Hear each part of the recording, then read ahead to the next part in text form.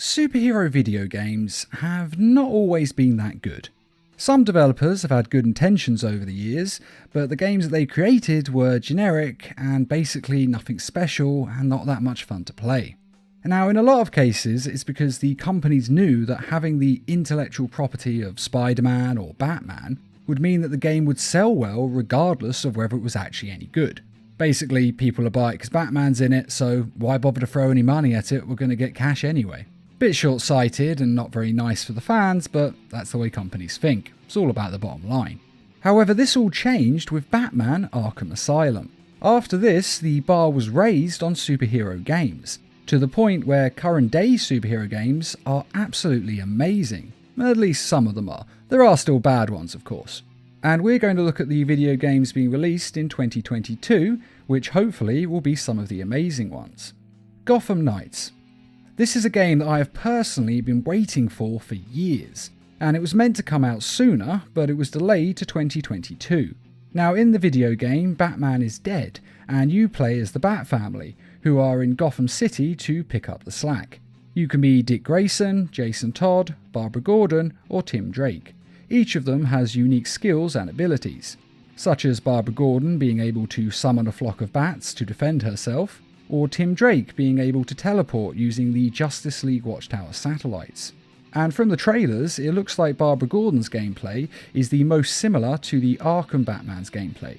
So basically playing as her will be as close as we can get to playing as Batman, which is why I'm personally looking forward to playing with her character the most.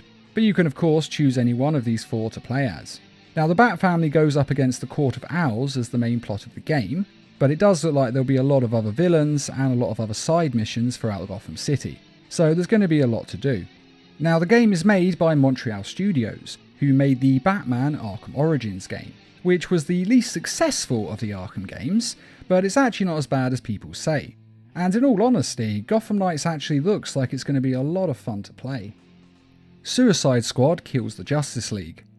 Rocksteady Studios, the company behind the Arkham series, are finally releasing their new game, in which you play as the Suicide Squad. And for those who don't know, the Suicide Squad is a band of supervillains. They're basically a bunch of villains who have gone to prison and then had bombs put in their heads, and then they're sent out by the government on secret missions, and if they refuse any orders they're given, then their heads are blown up. Now, you may wonder why they'd go to all that trouble to send villains out, or why they wouldn't just send normal soldiers or spies. And the reason is because these missions are just so risky that barely anyone survives. Hence the name, Suicide Squad. And the playable supervillains in the game are Harley Quinn, Captain Boomerang, Deadshot, and King Shark. And each character has unique abilities and skills, such as King Shark's extreme strength, Deadshot's guns, and Captain Boomerang's teleporting. Now, the plot of the game is basically the title, but essentially, Brainiac is invading, or at least attacking the Earth, and he seems to have mind-controlled the Justice League members, and so it's up to the Suicide Squad to take them down. Which is a bit ridiculous considering the difference in their power levels, but I'm sure it's going to lead to some very interesting boss fights throughout the game. Now, personally, I would have preferred for Rocksteady to just make another Arkham game, but this does look pretty interesting. And at the end of the day, who doesn't enjoy a story told from the perspective of the bad guys? They normally have much more interesting character arcs after all. DC League of Super Pets: The Adventures of Krypto and Ace. To coincide with the release of the DC Super Pets film, there will also be a spin-off video game that looks like it has quite basic gameplay, to be honest.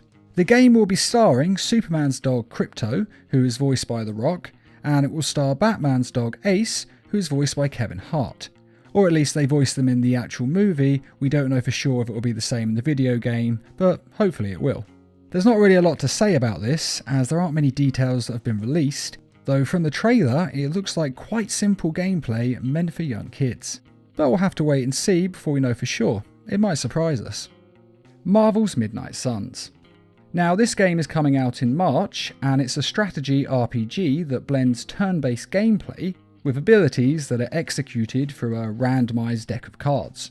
And the game's story involves a team of heroes coming together to stop the magical threat of Lilith, who has been resurrected by Hydra. And the new hero, Hunter, who is the child of Lilith, is the only one who can kill her. And basically, the other heroes are going to help Hunter take her down.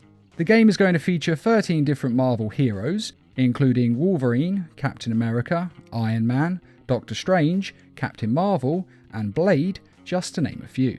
And it looks like it's going to be separate from the other Marvel games that are being released, as several have actually been released in 2021 and more are planned to come out in the future.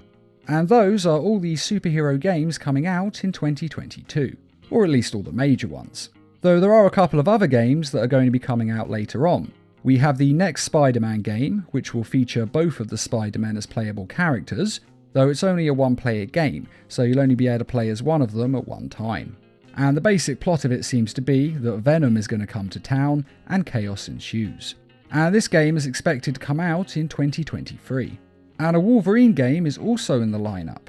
Insomniac Studios are making it, and since they made the Spider-Man games, I actually think that this Wolverine game is going to be worth the wait, as they seem to be able to do superheroes rather well, building the game to suit their superpowers. But we'll have to wait and see. Sadly, there is no release date on this yet, but it's not likely to be before 2023 at the earliest, and quite likely it will come out later than this. And personally, out of all the games coming out in 2022, I'm actually most looking forward to playing Gotham Knights, because hopefully it'll be a lot like the Arkham games, which I love, but it also looks like it could be a lot of fun. And I'm also really happy just to be getting a Bat Family game, because it's been quite a while since we've had a proper one. But which one of these games are you most excited for? Be sure to tell us in the comments, and I'd just like to quickly remind everyone that we have some merchandise available on our store, and to say thanks to all of you who have donated to the Needle Mouse Productions page on Patreon. And as always, thanks for watching, and feel free to subscribe, share, like, and comment.